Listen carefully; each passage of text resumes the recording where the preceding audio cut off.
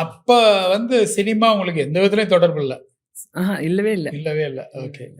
அப்ப அது வரும்போது உங்களுக்கு எப்படி இருந்தது? ரொம்ப ஆஹா! கனவு மாரி இருந்ததா? எனக்கு இல்ல எக்ஸ்பெரிமெண்டல் பண்ணி என்ன தோணுச்சு? பெருசா ஒரு டிஃபரன்ஸே தெரியல சார். ஏன்னா டான்ஸ் பண்ணிட்டு இருந்தேன். ஓ! அதனால. டிராமா பண்ணிட்டு இருந்தேன். ஓ! அதனால ஆ உங்களுக்கு அது அதோட அடுத்த இது கட்டமா வந்து நினைச்சீங்க. அடுத்த கட்டமா என்ன எல்லாரும் சினிமால ஆக்ட் பண்றாங்க. எங்க ஊர்ல இருந்து நெறைய பேர் போயிருக்காங்க. ம். ஸோ அவங்கள மாதிரி என்னையும் கூப்பிடுறாங்க பண்ணலாம். அதுவும் ஹிந்தி படம் வந்தது எனக்கு. ஹிந்தி லாங்குவேஜ் தெரியும் எனக்கு. ஓகே. ஆ அது சான்ஸ் வந்ததுனால போனேன்.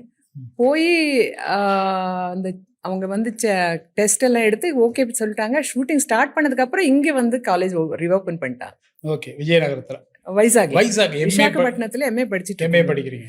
ஸோ அது விட்டுட்டு வர முடியல. ஓகே. அதனால அத அப்படியே கன்டின்யூ பண்ணி இந்த படிப்பு விட வேண்டியதா போச்சு. ஓகே.